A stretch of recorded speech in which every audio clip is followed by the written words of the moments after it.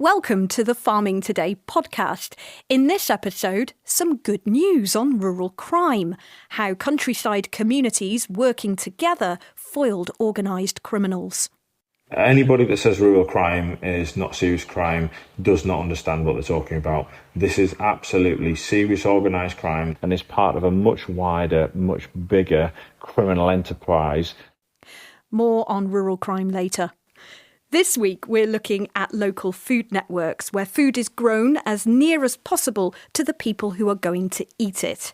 In West Wales, despite being nicknamed the Garden of Wales, Carmarthenshire has a shortage of fruit and vegetable production. The County Council is now using a former dairy and turkey farm which it owns as a pilot to grow fresh produce for the local community, including care homes and schools.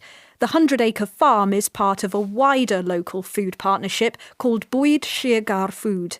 Sarah Moore joined the partnership's coordinator, Augusta Lewis, in the polytunnels. So we're here on a county farm holding Bwyd Sir Gar Food. We're growing a whole range of vegetables. As you can see in this polytunnel behind us, we've got the Solanaceae family, we've got tomatoes and aubergines, we've got a cucurbits tunnel, which is more the squashes and cucumbers, and then we've also got brassicas. And then we've been growing a whole host of vegetables and herbs outside. This year we're also moving up to field scale to supply into the Welsh Veg in Schools pilot, which is now across a lot of Welsh local authority areas, and it is all under conversion to be certified organic. In addition to that, we've been supplying to local shops and pubs, and then we're additionally supplying some of our surplus into community food projects and food banks in the county and Fair Share Cymru.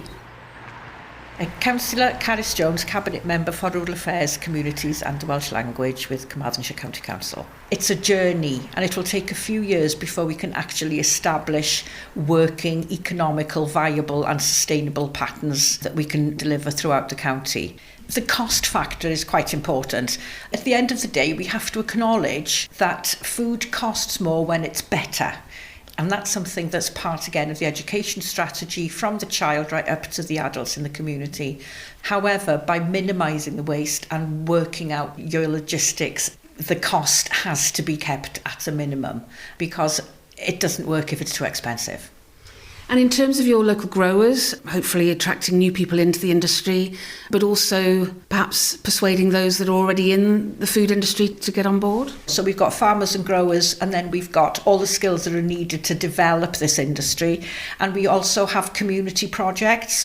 A good deal of the success that we've had and the progress we've made so far is due to the partnerships. One of the challenges at this point is funding. Projects such as these have to be publicly funded. People understand that, when you're talking about short supply chains and a diversified local production system, you're talking about nutrient-dense fresh food that doesn't take long to get from the fields to the plate, and you have that story because you might know the farmer. In particular this farm with the cycle path, you can actually cycle past and see the vegetables now. It's also about, the health benefits of those fresh ingredients, minimally processed, direct to the plate. Augusta Lewis.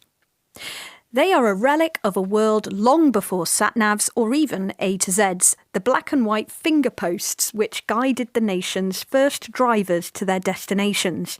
Now largely redundant, many are in a poor state of repair and are disappearing from our rural landscape, which is why the Northumberland branch of the charity the Campaign for the Protection of Rural England, or CPRE, is running a course across 3 weekends this summer to teach people how to restore them. Our reporter Joe Lonsdale joined them. I'm David Gosling and we're here this morning in Matfern Village Hall. The plan is to go out on site, so the hard work of getting the old rusty components apart and then cleaning the posts back to bare metal. How did you get interested in fingerposts? I wasn't technically interested in them, but my wife was a parish councillor. And as wives do, they see a job that needs doing. The parish council said, well, we've got an old finger post here, we'd like it restored. And my wife said, David will do it. So I got the job of doing it. I was volunteered to do the one in the village where I live, which is Lanarcost in Cumbria. So are they all different in different parts of the country? They certainly are.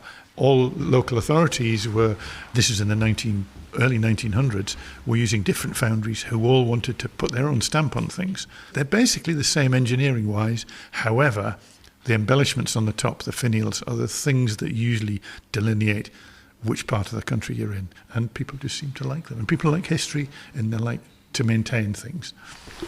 Right, first warning sign is one of these. And that needs to be roughly just beyond where that bloke is with the dog. So we've come out into the village of Stamfordham, where there's a fingerpost which really is in dire need of restoration, and they're going to begin taking it down. It's going to shear, they nearly always do. Yeah, my name's Steve Elliott. I'm a mole catcher from Alnwick, and I just thought this would be another string to my bow. Like maybe something to do when the weather's inclement for catching moles. I've seen the odd one west of Alnwick, but since you sign up for the course, you notice, I mean, on the way home last night, I drove through Mitford, which I've driven through about 1,000 times. I noticed one on the bridge that I'd never noticed before.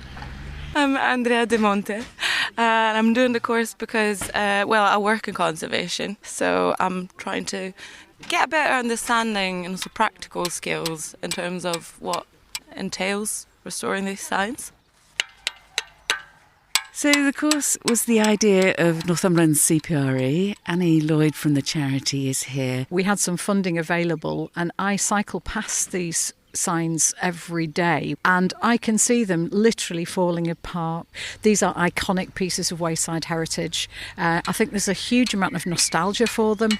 In fact, people say that until one or two are restored and they're aware of this, they don't realise that they've been driving past them and walking past them and cycling past them without seeing them.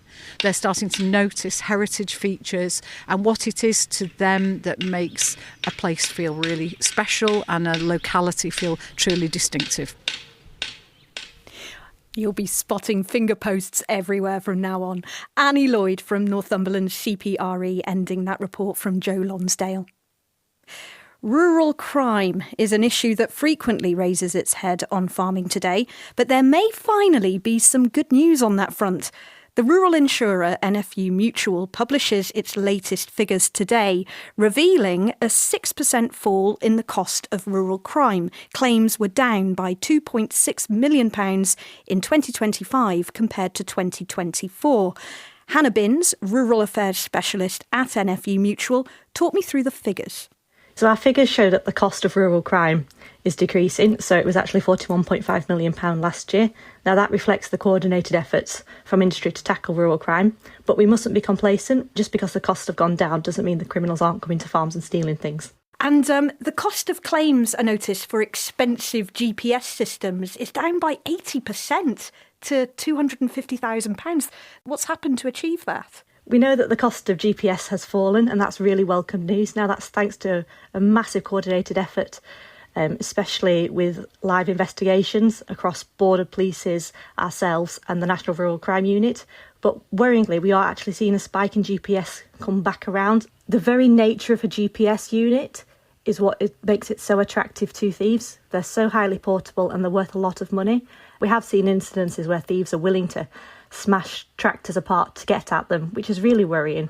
Not so good news on the quad bikes and ATVs. There's been a massive increase in the cost of theft relating to those vehicles. So alarmingly, the cost of quad bikes and all-terrain vehicles thefts reported to us actually went up by 31% to 3.5 million.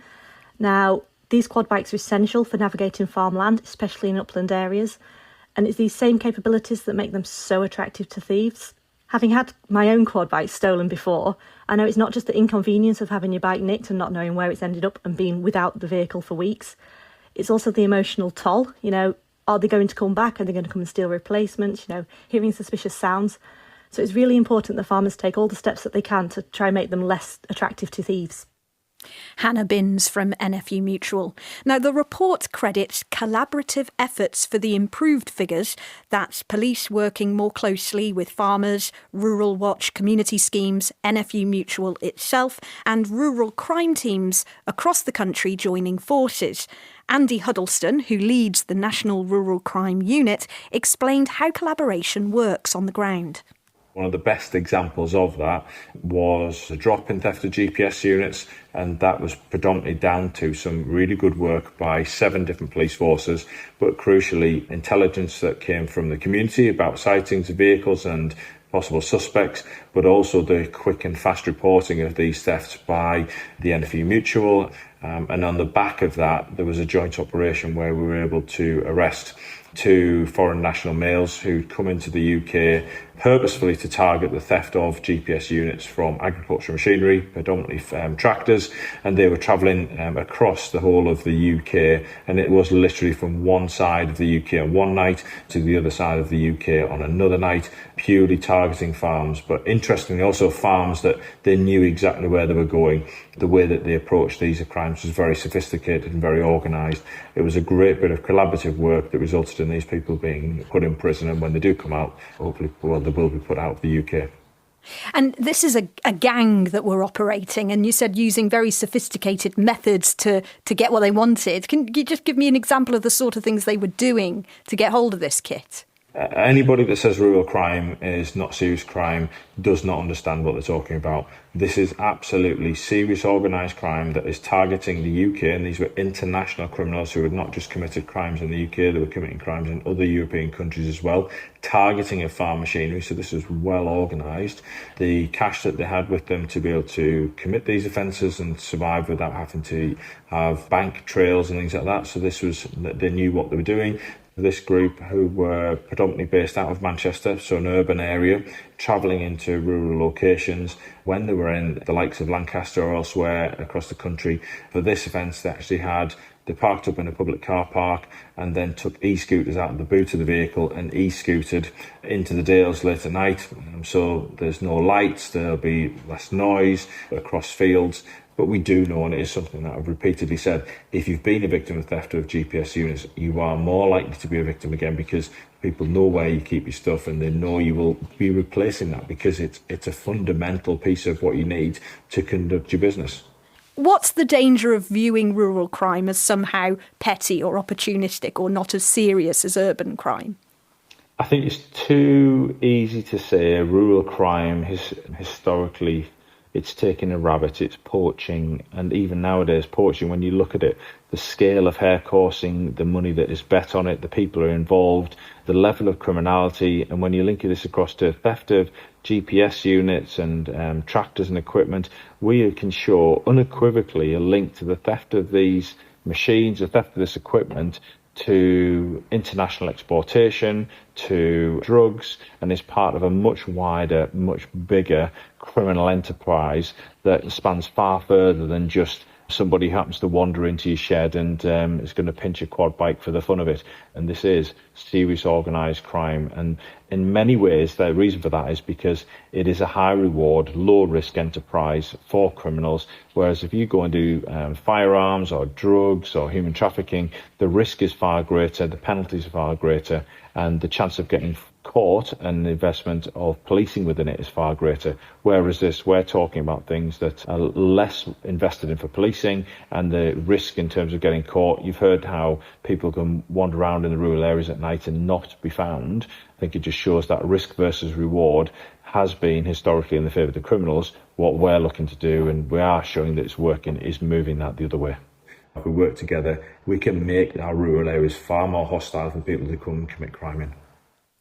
Andy Huddleston from the National Rural Crime Unit.